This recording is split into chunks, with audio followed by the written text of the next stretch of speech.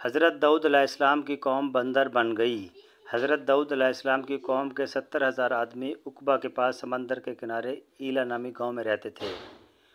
اور یہ لوگ بڑی فراخی اور خوشحالی کی زندگی بسر کر رہے تھے۔ اللہ تعالیٰ نے ان لوگوں کا اس طرح امتحان لیا کہ ہفتہ کے دن مچھلی کا شکار ان لوگوں پر حرام فرما دیا اور ہفتہ کے باقی دنوں میں شکار حلال فرما دیا، مگر اس طرح ان لوگوں کو آزمائش میں مبتلا فرما دیا کہ سنیچر کے دن بے شمار مچھلیاں آتی تھیں اور دوسرے دنوں میں نہیں آتی تھیں۔ تو شیطان نے ان لوگوں کو یہ حیلہ بتا دیا کہ سمندر سے کچھ نالیاں نکال کر خشکی میں چند حوض بنا لو، اور جب سنیچر کے دن ان نالیوں کے ذریعے مچھلیاں حوض میں آ جائیں تو نالیوں کا منہ بند کر دو، اور اس دن شکار نہ کرو بلکہ دوسرے دن آسانی کے ساتھ ان مچھلیوں کو پکڑ لو۔ ان لوگوں کو یہ شیطانی حیلہ بازی پسند آ گئی، اور ان لوگوں نے یہ نہیں سوچا کہ جب مچھلیاں نالیوں اور حوضوں میں مقید ہو گئیں تو یہی ان کا شکار ہو گیا، تو سنیچر ہی کے دن شکار کرنا پایا گیا جو ان کے لیے حرام تھا۔ اس موقع پر ان یہودیوں کے 3 گروہ ہو گئے۔ نمبر 1، کچھ لوگ ایسے تھے جو شکار کے اس شیطانی حیلہ سے منع کرتے رہے اور ناراض و بیزار ہو کر شکار سے باز رہے،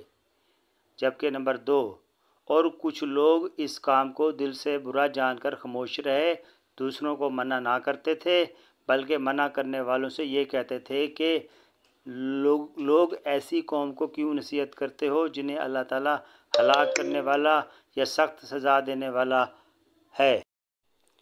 اور نمبر 3، اور کچھ وہ سرکش اور نافرمان لوگ تھے جنہوں نے حکم خداوندی کی اعلانیہ مخالفت کی اور شیطان کی حیلہ بازی کو مان کر سنیچر کے دن شکار کر لیا اور ان مچھلیوں کو کھایا اور بیچا بھی۔ جب نافرمانیوں نے منع کرنے کے باوجود شکار کر لیا تو منع کرنے والی جماعت نے کہا کہ اب ہم ان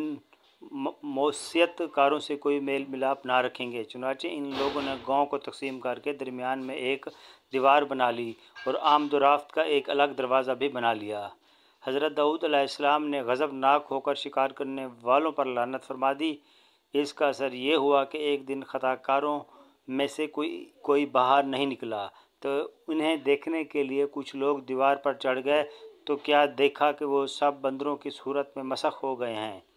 اب لوگ ان مجرموں کا دروازہ کھول کر اندر داخل ہوئے تو وہ بندر اپنے رشتہ داروں کو پہچانتے تھے اور ان کے پاس آ کر ان کے کپڑوں کو سونگھتے تھے اور زاروں زار روتے تھے، مگر لوگ ان بندر بن جانے والوں کو نہیں پہچانتے تھے۔ ان بندر بن جانے والوں کی تعداد 12,000 تھی۔ یہ سب 3 دن تک زندہ رہے اور اس درمیان میں کچھ بھی کھا پی نہ سکے، بلکہ یوں ہی بھوکے پیاسے سب کے سب ہلاک ہو گئے۔ شکار سے منع کرنے والے گروہ ہلاکت سے سلامت رہا، اور صحیح قول یہ ہے کہ دل سے برا جان کر خاموش رہنے والوں کو بھی اللہ تعالیٰ نے ہلاکت سے بچا لیا۔ اس واقعہ کا اجمالی بیان تو سورہ بقرہ کی اس آیت میں ہے، جس کا ترجمہ یہ ہے: اور بے شک ضرور تمہیں معلوم ہے کہ وہ جنہوں نے ہفتہ میں سرکشی کی تو ہم نے ان سے فرمایا کہ ہو جاؤ بندر دھتکارے ہوئے۔ یہ آیت کا ترجمہ پارہ نمبر 1 سورہ البقرہ آیات نمبر 65 کا ہے، اور مفصل واقعہ سورہ اعراف میں ہے، جس کا ترجمہ یہ ہے: اور ان سے حال پوچھو اس بستی کا کہ دریا کنارے تھی، جب وہ ہفتے کے بارے میں حد سے بڑھتے، جب ہفتے کے دن ان کی مچھلیاں پانی پر تیرتیں، ان کے سامنے آتیں، اور جو دن ہفتے کا نہ ہوتا نہ آتیں۔ اس طرح ہم انہیں آزماتے تھے ان کی بے حکمی کے سبب۔ اور جب ان میں سے ایک گروہ نے کہا کیوں نصیحت کرتے ہو ان لوگوں کو جنہیں اللہ ہلاک کرنے والا ہے یا انہیں سخت عذاب دینے والا، بولے تمہارے رب کے حضور معذرت کو اور شاید انہیں ڈر ہو۔ پھر جب وہ بھلا بیٹھے جو نصیحت انہیں ہوئی تھی ہم نے بچا لیے، وہ جو برائی سے منع کرتے تھے، اور ظالموں کو برے عذاب میں پکڑا، بدلہ ان کی نافرمانی کا۔ پھر جب انہوں نے ممانعت کے حکم سے سرکشی کی ہم نے ان سے فرمایا ہو جاؤ بندر دھتکارے ہوئے۔ یہ پارہ 9 میں ہے، سورۃ الاعراف، اور آیات نمبر 163 166 تک۔